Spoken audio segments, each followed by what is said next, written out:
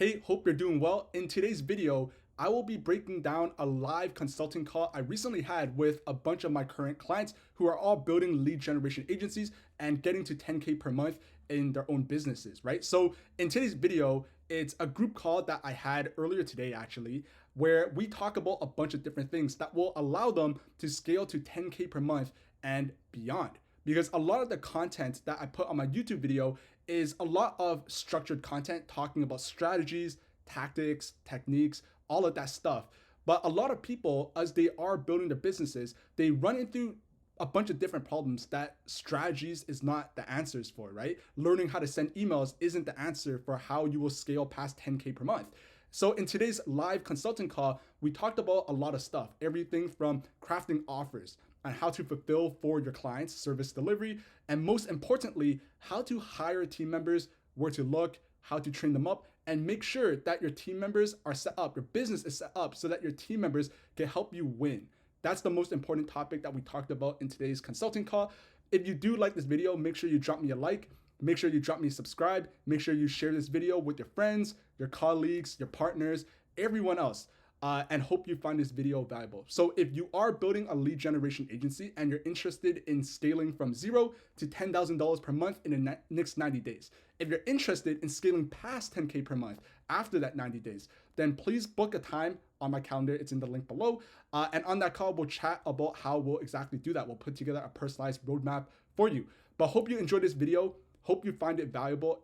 I personally think it's really valuable because it's a live call where people are just asking me different questions about their business, about how to grow their business, the challenges they have while growing their business, and hope you find this video valuable. Thank you. See ya. When you say it's been rough, how do you mean by that so far? Like what's been going on over the last few weeks with the business?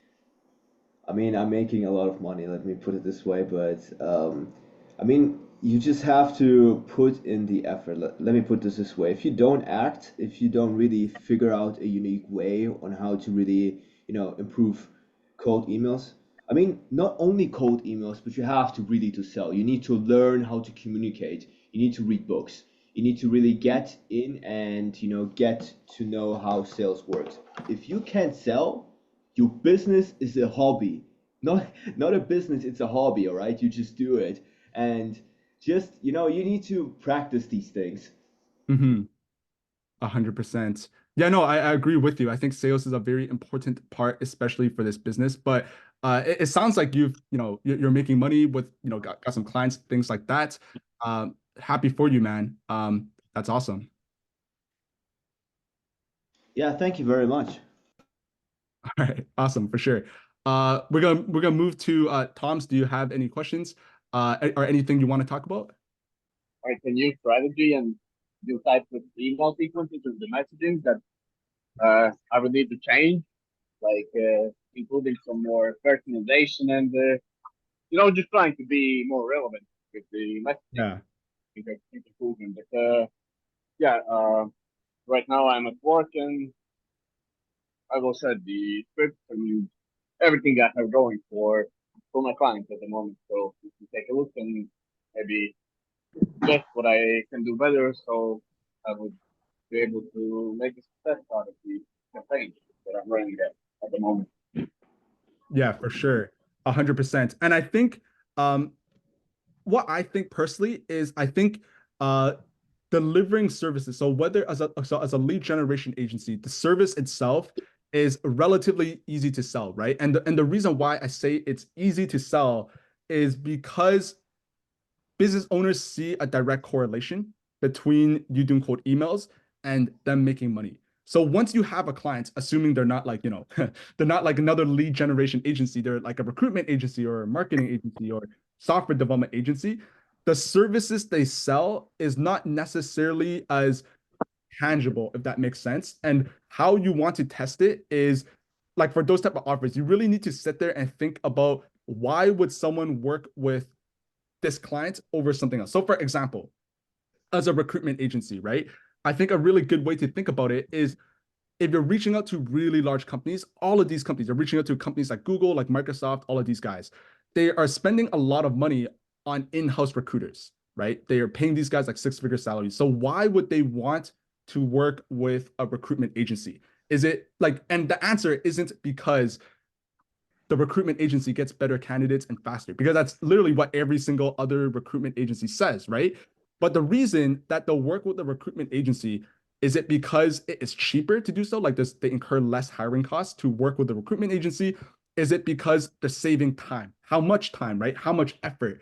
So you really want to think about these things, right? Why would these companies work with a recruitment agency over hiring candidates in-house? And that's kind of how you want to think about it, and that will give you ideas or tangible outcomes that you would leverage as part of your offer, if that makes sense, Tom's.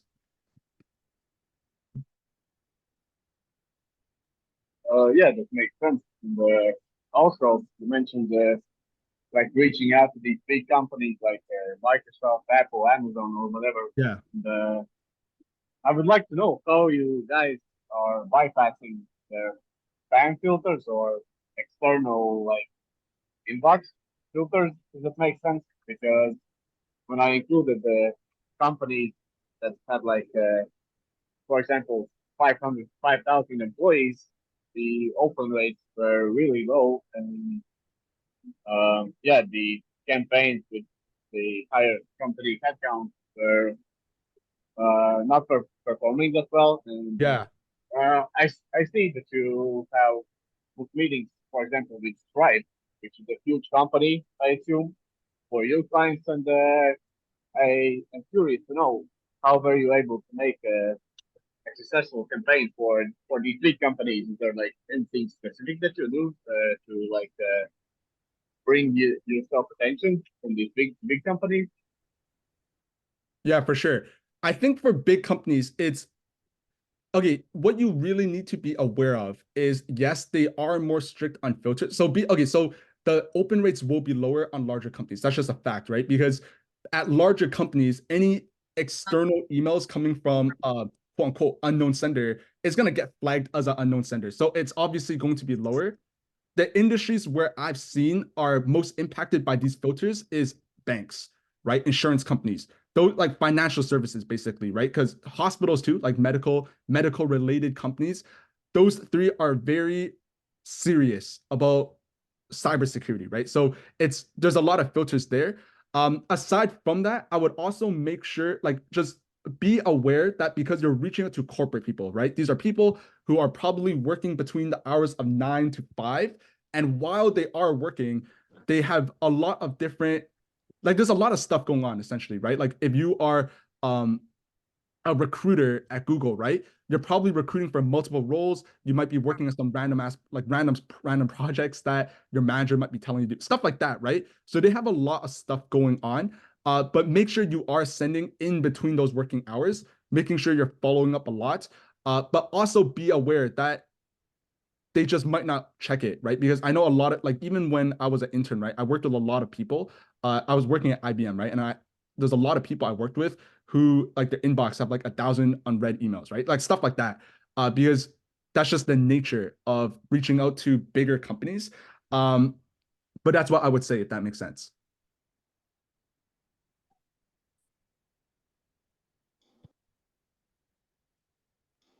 Absolutely. All right. All right. Awesome. For sure. Piggybacking off of that, when it comes to bigger companies, who are we mostly targeting in terms of decision makers? Is it like marketing officers? Is it like who exactly are we trying to get in contact with? Good question. I think it. Okay, I think the answer to that question comes down to the specific offer. Because to answer your question, if you are selling marketing services, if you're reaching out to big companies, you need to be reaching out to someone from the marketing department. But it could be tricky because obviously, if you're reaching out, okay, you're selling, I don't know, ads as an example, right, to a smaller company, then you know that the decision maker from 0 to 50, like employee headcount size, it's probably the founder, the CEO, the CMO, the owners, stuff like that. At really large companies, so over 100, over 500, it's not likely to be like the CEO or the founder. It might not even be the CMO, right? It might be the director of marketing, the marketing manager, those type of people, right? At really large companies, so thousands of employees, it's definitely going to be somewhere the marketing manager, the director of marketing. The challenge is at those type of companies, right? Let's say you're reaching out to a company with like 5,000 people, there might be like 10 different marketing managers, right? Like there might not even be just one. Um, so you want to include that as part of your cold email searches, like when you're emailing people. That would be the marketing offers, right? If you're doing recruitment offers, there's always two types of roles that I try to email. The first one is obviously the people from the recruitment side of the business. So head of recruitment, head of HR, those type of people, recruitment managers. But if let's say my client is hiring for software engineering roles, then the hiring manager, the guy who would do the interviewing, aside from the HR person, is going to be a software engineering manager or whatever that role is. So you need to make sure that you're including that as part of your search as well, if that makes sense. So it really comes down to the offer, but more likely than not, it's someone who is managing that role, but it's very size dependent, if that makes sense. May I ask something? Yeah, for sure. So you're mentioning these big companies, you're talking about these big companies. The tricky part is you need a really good case study. You need Yeah. something. They are not going to work with you if you don't have a case study, I'm telling you, because I've tried it myself. Like, how can I mention? It's just, I've been working with like different industries. Not, I've been more on the software development side, but I've moved on to SaaS, and these people are extremely like, how can I say? They're thinking twice before moving on with you, and especially if you're targeting big companies, they want that you have some type of background story. And it's, for me, in my perspective, I believe it's better to start off small, get those case studies as soon as possible, and then later target those big industries. Yeah, no, absolutely. And I think like you said, right?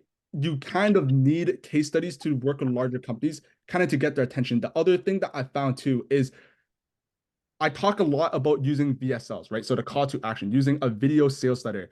It's most effective for companies between the sizes 0 to 50. That's what I found. Because if you're reaching out to large companies, so this is why for a lot of my recruitment agency clients, I test it, right? So obviously I split test it with a VSL. But what I also do is if they're reaching out to just these corporate companies that are super large, the marketing manager at Google, as an example, is not going to spend 20 minutes watching a YouTube video talking about recruitment, right? Like that's just not how it works. So the entire pitch comes from what you're saying, and a very large component of what you're saying is obviously the offer and the case study. And what I have found for all my clients who have booked calls with these large companies is the call to action has always been, if this is something you're interested in, then let's set up a quick time to chat, right? That's always been the call to action for really large companies.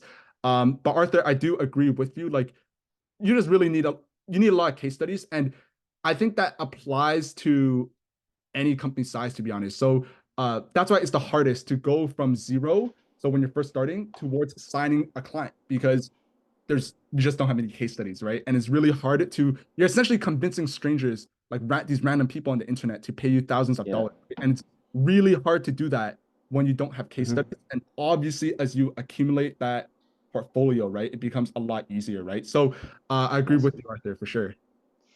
Cool. Yeah, as you mentioned VSL, one way that I also found effective, I've tested it. You can actually create a doc, just a 5 sheet doc that is very short and precise. That you need to drop value. If you don't really want to show your face, you can really make a doc and make a call to action. Of course, a soft CTA, not a hard CTA, and just quickly pitch them to actually check out the doc. What I've included is just how we set up everything. What are the expenses? For example, we use Apollo.ai, we use Smartly.ai, we use Million Verifier, uh, how the meetings work, things like that. They already get this overview, and they're also most likely to going to jump on a call with you. For sure. So what you're doing is you're putting it on a Google Doc, and you're basically sending that as, I guess, like a PDF or as a link as opposed to a video, correct, Arthur? Not exactly. I mean, actually, a presentation in how do you call it in Google and Outlook? I don't know. Just presentation, just with images. You can of course do Google Doc, but a nice presentation in a PDF or something is very good. Really, it really makes you stand out instead of these VSL, because a lot of people don't want to watch videos. They don't care really. They don't care. It's just the reality, and they just prefer to really go quickly over the doc. All right, is this interesting or not? And they can move on with their business. Right. I see. I Kind of gotta like I an gotta test that. infographic, right? Arthur, kind of like an infographic, right? Where it's like just very visual. It's not necessarily like a link. It's just like graphics, words, and like a blueprint as to what they can expect.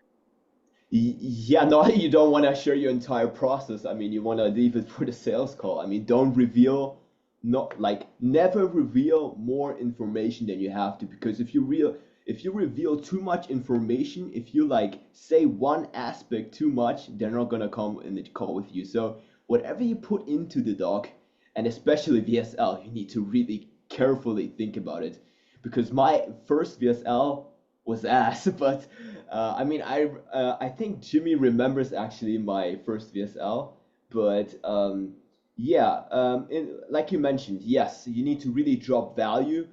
Like for example, let me just take an example. What I would do, like what I did, is I just explained the setup process. All right, what will cost? Like, what do we use? Things like that. How does this work? How does that work?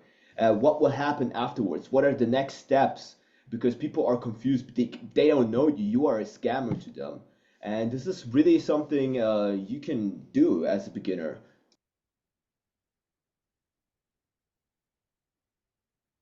Exactly. I think there's a certain, like, I guess there's a certain strategy that you want to approach it, because on one hand you need to prove that like you know what you're talking about essentially, right?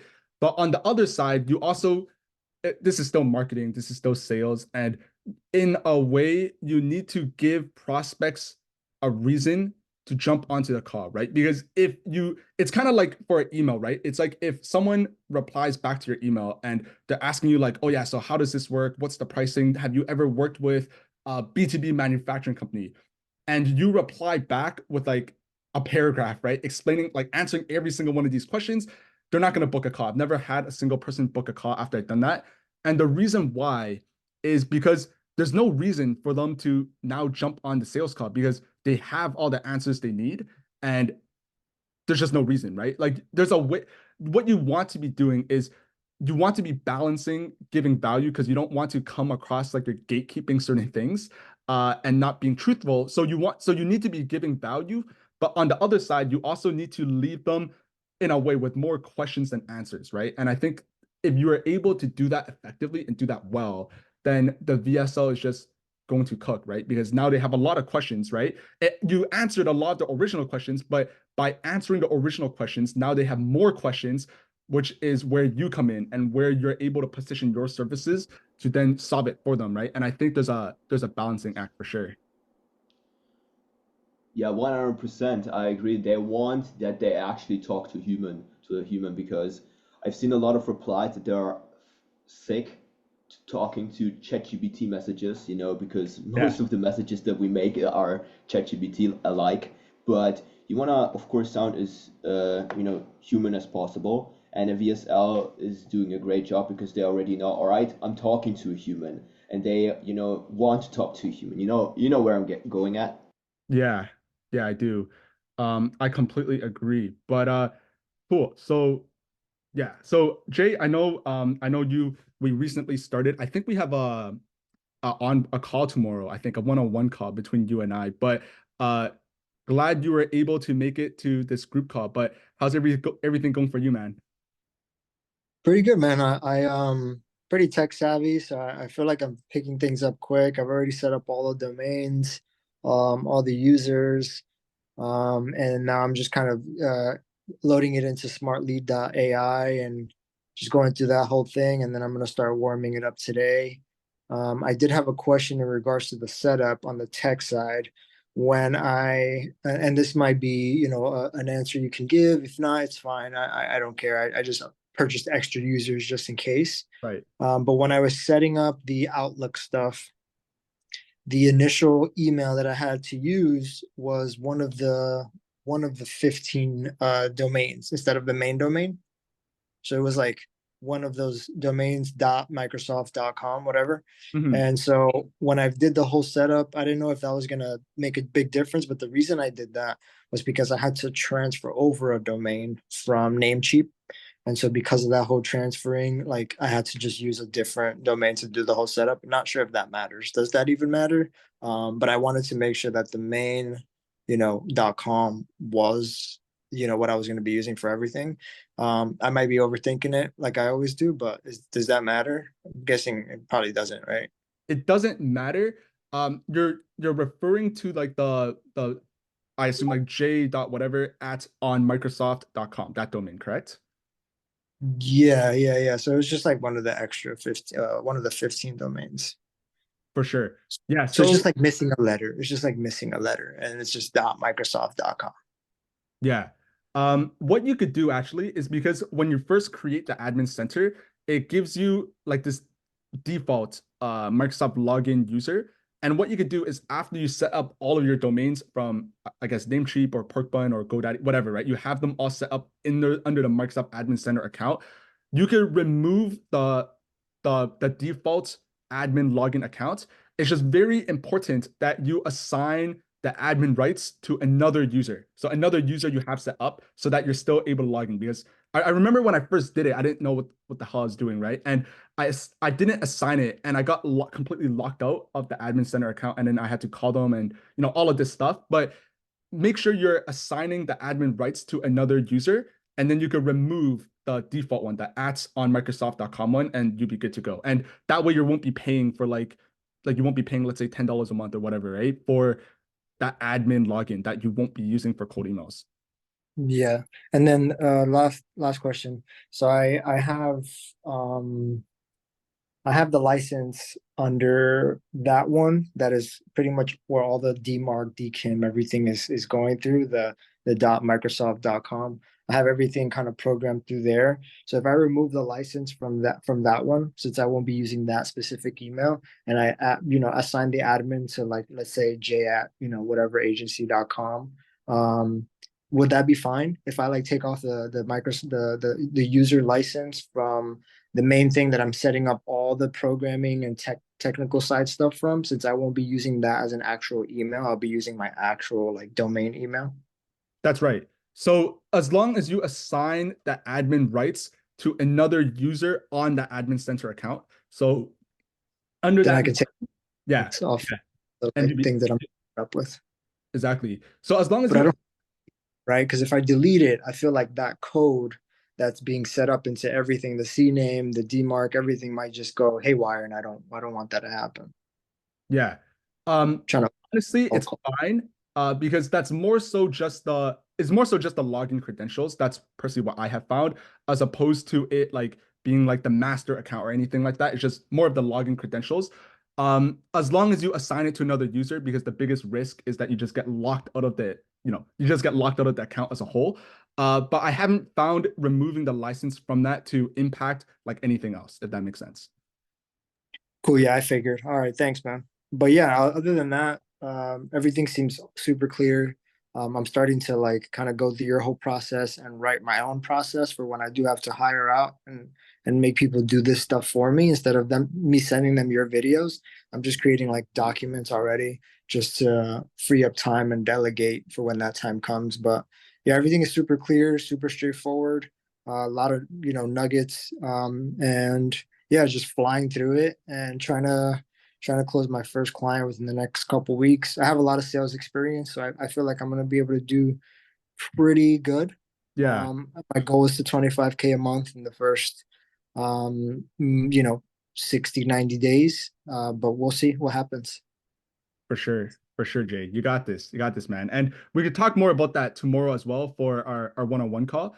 But yeah, glad you're liking it, and glad it's good that you have sales experience, because I think that's also relatively important in this. I think it's you can learn it, but obviously having sales experience is a massive value add for this specific thing, because if you think about the nature of what we're doing, right, is we're selling a service to business owners. So obviously, if it's like if someone has like never sold anything ever, it's not likely that they'll be able to close like a $3,000 deal like right off the bat, right? Like there's going to be some work, but if you have experience there, you're more comfortable with it, and it's just a lot easier. I think that's the overall premise of it, right? But obviously that's also it's a learned skill, right? And there's other people who's never closed deals before who practice it over and over and over again, and we've all been there at one point. But yeah, I think you're good, man.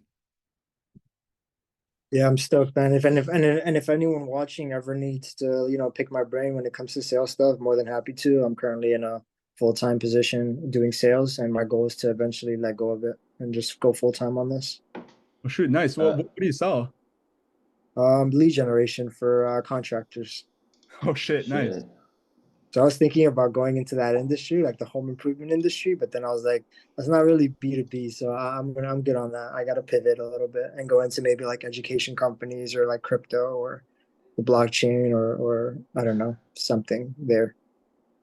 If you're so good at sales, you just should hire an inbox manager to take all of the stuff for you. Because if you're really that talented, you should really take all your energy and devote it to this one skill. Like you're gonna cook, man. If you really just get everything automated with Smart Lead, these emails, perhaps hire a person to really scrape everything, you can really cook this business.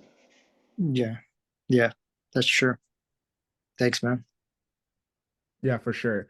I kind of agree, right? I think if you think about the business, you could break it down into a lot of individual parts that you can hire for. So what are those things? So obviously the guy who sets up your emails, right? Like I think down the line, you probably don't want to be spending 5 hours of your night just pressing buttons on Microsoft or pork buttons setting up your email accounts because it's a pain in the ass. So that's an easy role to hire out for. Inbox managers are really easy to hire out for. I think the roles that are slightly harder to hire for are obviously closers because there will come a point as well where you probably don't want to be taking like sales calls anymore. That's kind of what I did too because I think the issue with taking your own sales calls is you're too like you're in the trenches, right? So you're too close to it. So for example, if you take 5 calls in a day and all 5 people tell you that you selling your service for $2,000 is too expensive, what happens is because you're too close to it and you just hear it over and over again, you start thinking to yourself, are these people right? Maybe 2K is too expensive. Let me sell it for $1,000, right? But that's because you're too close to the trenches, right? And that's exactly what happened to me. And then once, I hired a closer like 2, 3 months ago, and now I've never heard a single, this is too expensive.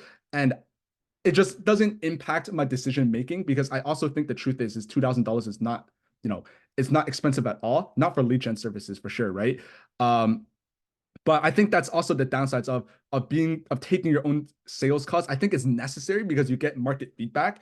You hear what people are talking about, the problems. You're able to add those objections into your VSLs, that type of thing. But I think there also comes a time where you probably just want to hire a salesperson or a closer, right? Because it's just not worth doing it yourself anymore. But I do agree that a lot of things in this business could be very relatively easily outsourced for sure. Yeah, can I say something? Yeah, for sure, Arthur. You need to be very careful if you hire people because one of my biggest mistakes, I did not listen to Jimmy. He told me specifically, do not hire too soon.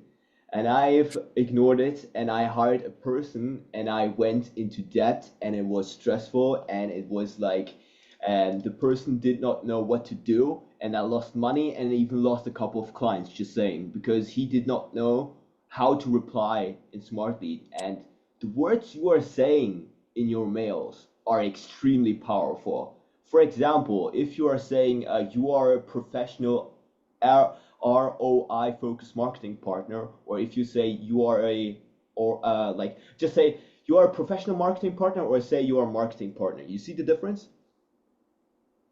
It's Yeah. like it's just the words that really matter. And just back to the how can I mention how can I say hire too soon. It's just you need to be very careful who you hire, and the person needs to know what to do. Yeah. Yeah, Jimmy, you also talk about this, not just knowing how everything works and doing it yourself first, so that when you do hire, you have a good understanding of just overall like the whole process, right? And then that way when you hire out, you can guide them properly and give them the right SOPs and you know what works and what doesn't. So yeah. Absolutely.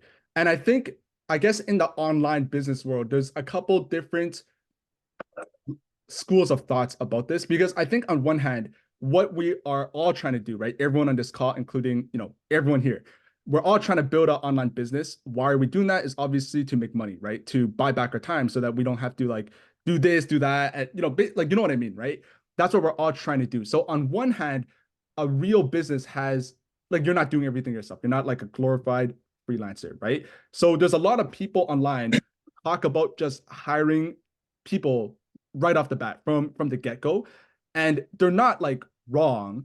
It's just also on the other side is I think as a beginner, as you're starting your business, you want to keep that in mind that you don't want to be doing everything yourself, but in the beginning you kind of have to. And what I mean by that is because if you just start hiring like random people like a week into the business, you don't even know how things are being done. So as a result, it's very easy for other people to take advantage of you, right? So let's use the example of building a social media marketing agency. You're running ads, right? Because I see a lot of people talking about this, right? Where they say just hire a media buyer, but if you hire a media buyer and you don't know how to run ads yourself, you have zero clue if that media buyer that you're paying money to is ripping you off or not.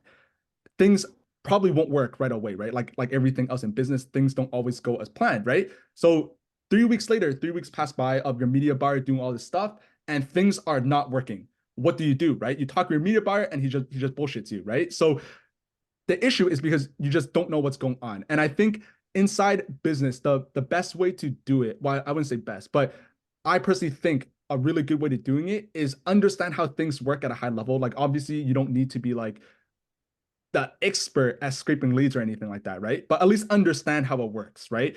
Uh, get some experience, get some reps under your belt. And then once you're able to hire someone, it becomes really easy for you to, number one, understand what they're doing, what they're struggling with. If they have questions, you're actually able to answer it. If they're doing something wrong, you're able to, you know what they're doing wrong, but you're also able to train them up, right? Because there's also two types of people that you can hire for. People who already know how things are being done. So when I hired my salesperson, I didn't really have to train him that much because I hired someone who closed like $1 million in sales, right? So he already knew what was going on. But obviously that's more expensive than if I was to find someone who, who's never done sales before and they're trying to do it for the first time and you got to train them up, right? So for a lot of roles, I think for like stuff like inbox management, like the systems integrators, like the guys who set up email accounts, you want to understand how it's done, record SOPs so that you could find a fresh person and train them up that way.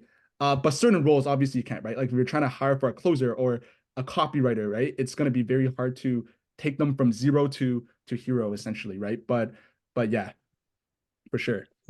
What's a good minimum amount of time or like average or even like max amount of time that you should be considering hiring? Yeah, that's a really good question because um, I think some of the people on this call know, but it's kind of hypocritical Yeah. because I'm saying to start by yourself, but I know when I started my business. So I started on October 2022, and before I had my first clients, I hired an inbox manager, right? I hired a VA because I was like sending emails on my own for like maybe like 3 weeks or something like that, and I was just fed up of replying back to people. So I just hired an inbox manager right away. She was from the Philippines. I think I was paying her I think like $4 an hour or something, right? So it wasn't anything too crazy, but and obviously everything worked out. So looking back at it, I don't regret it. I'll do it again. But had things not worked out the way it did, I'd probably be like I'd probably be pretty pissed off, right? Like I'll be stacking more expenses than I did. So personally, my Mhm. answer now is wait until you have at least a client, maybe two clients, like basically whenever you're fed up of inbox management, because it's not hard. It's just kind of annoying, right? Like every single day logging into Smart Lead, replying back to people, spending like 30 minutes, an hour, like whatever the case is. But I'd say Mhm. after your first client or two for sure. Cool. Yeah, I have Where do you, something to I'm say. so sorry. Where do you guys like finding people to hire? Like where do you where? Yeah, basically. Yeah, for sure. So for these type of roles, so I guess any role you want to hire for, identify the scope of work. Under like and what I mean by that is try to think about it is this something that is really easy to do where if you record a video and they follow that video, they'll be able to do the same job, right? If it is, so a guy who sets up your email accounts, a guy who replies back to emails, you're able to hire VAs to do that. Personally, I use a combination of Upwork and myonlinejobs.ph to do that. Make a job posting and explain your role. I think for certain roles, there's very specific requirements. So, as an example, the guy who sets up your email accounts or your domains, you probably want someone who has a pretty decent internet connection or a pretty decent computer. Because if you're paying them by the hour and their computer is kind of slow, it's going to take them like triple the amount of hours to do what you could do, right? And as a result, you're paying them a lot more than you need to. So for that specific role, find someone who has a decent internet connection, decent computer, stuff like that. For the inbox manager, make sure you're hiring someone who understands English, right? Like who's able to communicate relatively well over text messages, over like reading messages, things like that. Those are very specific things to look for, but I use a lot of my onlinejobs.ph to hire virtual assistants, and I pay them somewhere from $4 to $6 an hour, and then as they progress in the company, I pay them a little bit more, right? But that's how I go about doing that. Awesome, thanks. For sure, Pedro. Yeah, one of the biggest mistakes you can do as well when hiring people is hiring your friends. You should never hire your friends in the business because they have not really the will to, work in your business because you know each other, you're kind of more relaxed on the other side.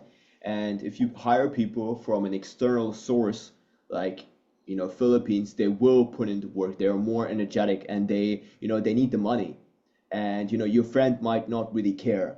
But if you really have a person, a partner that has the same soul, like the same drive, that really wants to be successful, that really wants to blow this marketing agency up, this will, if you have a person next to you, you found a gold mine. For sure. I think a lot of it comes down to how you incentivize them because, like anything else, everyone is self motivated, right? And whether that's for money or for, popularity or for whatever the case is, right? Everyone has a motivating factor, and a lot of it comes down to how you incentivize them. So as long as you could get your team members to think about it in a way where by them performing well at the role, they're gonna win, then they'll be really motivated to help you win as well, right? Because I think that's more so about like building a team and stuff like that. Because if you look at the largest companies, there's a reason why companies like Google, Facebook, Apple, they pay their employees like $500,000. Like there's a very legitimate reason, right? They're not just doing it because they're just rich, right? They're doing it because they understand that their employees, their best employees, are motivated to get rich themselves. And if you can make them rich, they'll make you rich, right? That's obviously there's more complexities behind that, but that's the overall Exactly. idea, right? And I agree. But Pedro, I know you said something, but how's everything going for you, man?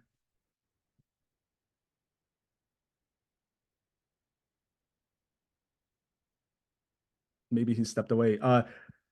Franco, how's everything going for you, man? You asked me or has somebody else? You man, Franco. Yep.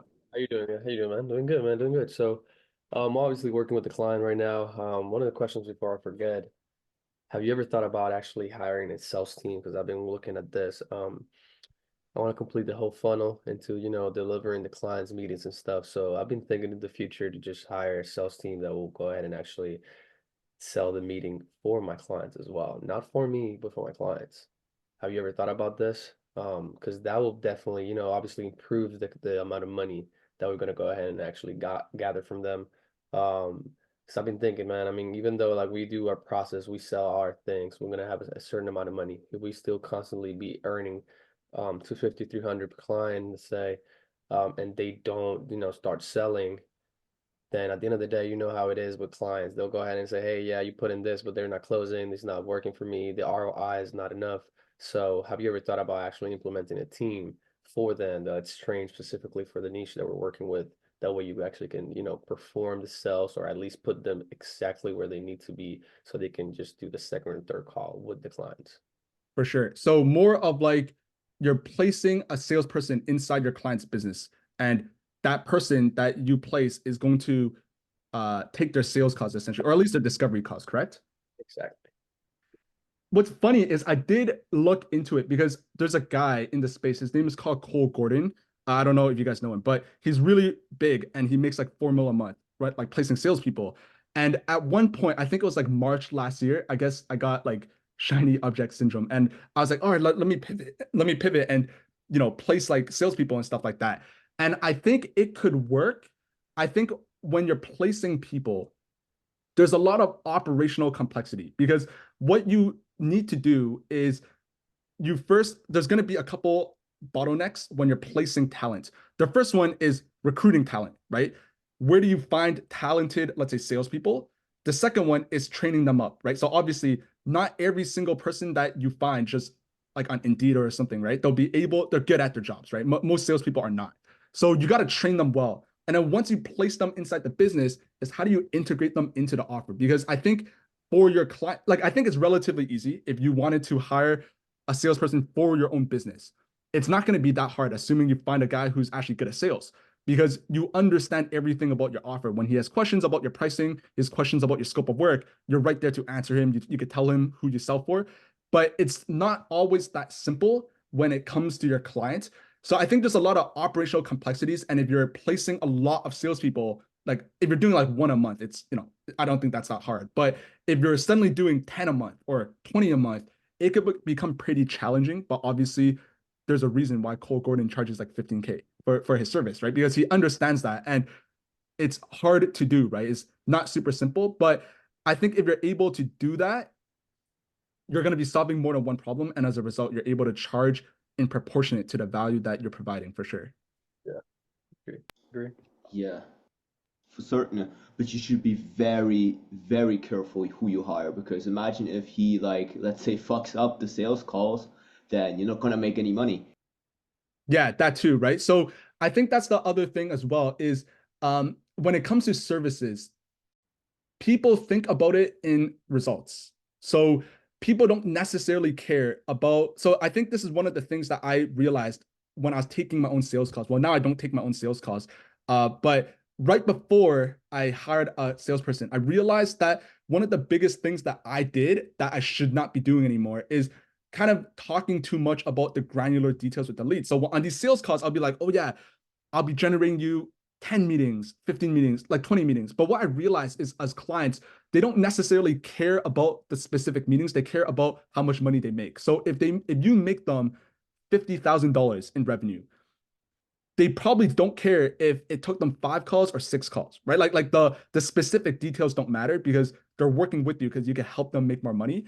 And in the same way, if you are generating them 50 calls, let's say that's a very extreme example, but let's say you're generating them 50 calls and they don't close a single person, that could also impact you as well. Because at the end of the day, everything's kind of like interrelated. And even though it's not directly your fault that they couldn't close deals, people will associate that fault with you as the lead generation agency owner, right? So those are definitely things to think about for sure. But yeah. How soon did you hire your first salesperson? Salesperson. Um, I think, I think if you are, I think the thing with salespeople is they're not gonna work for someone who doesn't have a lot of calls. So if you're only getting like 3 calls a week, they're not gonna do it because the way closers or the way salespeople in this space are paid is based on commission. So for example, my guy's 15%, but if I only give him like 2 calls a week, even if he closes out two, he's not gonna make money, right? Like he's gonna have issues paying like bills and stuff. So before you hire a closer, you want to make sure that you have a packed calendar of at least 10 to 20 calls a week, like consistently, right? Otherwise, they're not going to work for you. I think the other thing is you also need to be making sure you're charging high prices because if you're only charging $500, $1,000, 15% is $150, right? Like that's like 2 tanks of gas in Canada, right? Like it's not that much, right? So you want to make sure you're charging a relatively large enough money so that they actually want to be working with you, closing your deals. Um, if that makes sense. So I'd look at it more from that point of view of if you're getting consistent meetings. But yeah. And I think that kind of leads me to my next point. That's just kind of very important for everyone here as well, right? And that's the because I was just taking a call like right before this, and it's about prices, right? So I think understand that when we're selling the service, right? People have a lot of money because we're pitching business owners. We're not pitching consumers, right? If we're pitching just regular people, you might not be able to charge $3,000-$4,000 because most people, statistically, most people don't have that in their bank accounts, right? But we're talking to businesses. So as long as you're able to prove value, aka a return, people could pay money, right? Because if you're pitching a business that is only making, let's say, $5,000 a month, then obviously you won't be able to charge them 3K, right? But if you're pitching business owners that are making $50,000 a month, $100,000 a month, then 2 to 3K is actually very, very low. Like they probably pay more in Stripe fees. You know what I mean? So um, I think make sure that you are making money upfront because the guy I was talking to right before this, he wasn't, he was, I think he did it for like $500. And the issue that he's running into now is he doesn't have enough cash to fuel his business. Because at the end of the day, if you don't have enough cash flow coming in, then everything else will just stop from there, right? But it's just very important to just charge high ticket, right? But obviously you can't just come onto a sales call and be like, yo, this costs like $7,000, right? Because that's obviously not how it works. But just charge high ticket is what I would recommend for sure. Hello, Dylan. How's everything going? Yeah, all good. I've just been doing some work for some clients. I did have a question. Yeah, for sure. It's not on topic as what was being said earlier, but do you have any tips on um scraping leads for hiring companies specifically? For say for a recruitment company is my current client. For sure. How to go about getting clients that way. Okay, there's two ways you want to go about for recruitment offers. There's two ways. The first way to scrape leads is called intent, like it's more intent based. So what you're doing is, okay, let's say for example, they're hiring software engineers. You want to find intent of them looking for software engineers. So for example, you might scrape Indeed, you might scrape Glassdoor, like these job boards of software engineers. You're gonna scrape it and then you're going to reach out to people at that company. So recruitment managers, head of recruitment, software engineering managers, right? Being like, hey, I saw on Indeed that you had an open job posting for this software engineering role. Is it still open? And then you want to pitch them your services. So that's the first way of doing it. The second way of doing it is if you are working with a client who doesn't have, a large TAM, right? Like they don't have a lot of companies. You want to go a little bit more broad. So if they're your clients, they recruit for healthcare companies, you could reach out to healthcare companies as a whole, but obviously the KPIs will be a lot lower because not every company is hiring, right? Like that's just a fact. But I think the intent-based way is the most efficient. But if you can't do that, I would pair it up with a more broad strategy, if that makes sense, man. Yeah, it makes a lot of sense. Thanks very much. For sure. For sure. Um, but yeah, anyone else have any other comments, questions, anything else that you guys want to share? This is a question for maybe everyone here, primarily you, Jimmy, but anyone can answer. What were some of your biggest like aha moments? I guess after getting your first client or working with multiple clients or just little things that gave you like a light bulb switch where either things either clicked or things became more effortless or I don't know. Obviously, it's not an easy journey, right? You got to put in the work, but I know that we all have different moments in our journey where we just have like we get struck by Yeah, something where things change or things just start becoming more effortless or but obviously that comes with automation, delegation, but aside from that. for sure. Um, I think there were two really large ones. The first one is thinking about leverage and leverage in the sense where how could the business continue growing without me actually doing the stuff? And what I mean by that is because if you think about, okay, I guess for cold emails, okay, there's three main ways that any business can go about acquiring clients or acquiring customers. The first way is cold outbound. So cold emailing, cold DMs, cold calls. The second way is paid ads. So running Facebook ads, running Google ads, right? Running ads, TV ads. The third one is content. So organic content. And the most leveraged channel of all of them is definitely content. Because if you think about cold emails, the second you stop sending cold emails is the second your calls will stop coming in, right? So, if you, let's say, for example, you run out of funds, or Microsoft goes down, or Google goes down, whatever, Smartly goes down, you're not gonna have any meetings, right? Because it's very unleveraged. You get one input equals one output, right? That's just how cold emails is. And for me, I booked a lot of meetings strictly off of cold emails for the longest time. And then around last year, I think around September, October, I started pushing YouTube really hard. And obviously, I'm selling a couple of things, right? Obviously, there's like this stuff, like the consulting program, but also for my agency. So even a lot of my content, even though it's geared towards building a lead gen agency, I get a lot of calls inbound of people being like, "Hey, Jimmy, I saw this YouTube video where you're talking about cold emails. I'd love for you to run my cold email system for me." Right? So imagine how much more efficient it would be if all my content was specifically geared towards selling cold emails as a channel, right?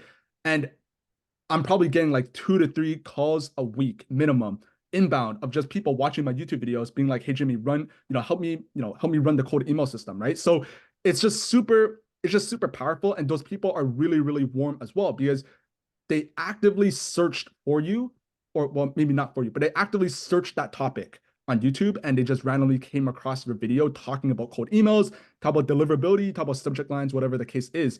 And they came to the conclusion that you know what you're talking about, you're probably somewhat trustworthy, and they want to see how you can help them, right? So they're very, very warm leads.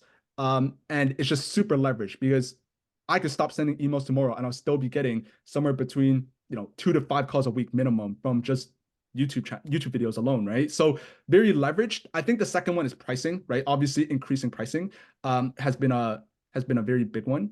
I think I had a lot of limiting beliefs about charging a large amount of money, but then uh, I don't know. It's just coming. I don't know how, but I just came to the realization that $2,000 is very little amount of money. $3,000 same as well.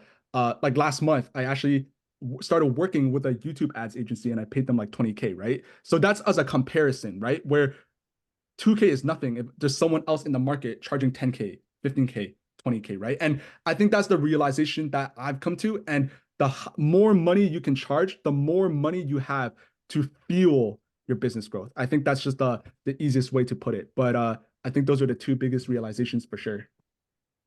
Yeah, I would that's massive. that a little bit, Jay, to that, man. I started with it, Jimmy, maybe like 2 months, 3 months, Jimmy. I made the video. It doesn't have it's almost at 100 views. And man, the other day I got a lead from the video. I've been talking with three people on this company, a huge recruitment agency company, and I'm about to build like 2 or 3 actually systems for them. So in one video, didn't do anything, man. That they just reached me out. They're basically closed, and it's the cute thing about it, man. It's the cute thing is basically they sold themselves, so I just have to go ahead and ask for the money and explain them a little bit about my process, but they already saw it, so don't sleep on that. One question that I actually texted you, Jimmy, on Discord is what camera do you use whenever you can? Because I know we're hopping off. Yeah, Tell me I this. I use Yeah. this. It's a Sony. Fuck, I forgot what it's called. EV10, I think, right? I personally use that, but I think I use that to film my YouTube videos and like for all, like basically everything outside these calls. But uh I know for a bit I just used my phone. So like I just bought like a phone stand and I positioned my phone like this. Like with the back facing me. And that's what I did for the longest time. And then I just bought the Sony camera. So that's what I use, the Oh, Sony okay. EV10. Good Yeah, stuff. Good stuff. That's all I need. for sure, man. Um, but yeah, that's pretty much this group call today. Hope you guys found it valuable. Hope it answered some of your questions. I'll see you guys on the next group call and on the one-on-ones that if we have any. But all right, thank you guys. Jimmy, Thank you. Jimmy, Yep. See ya. Yeah. later.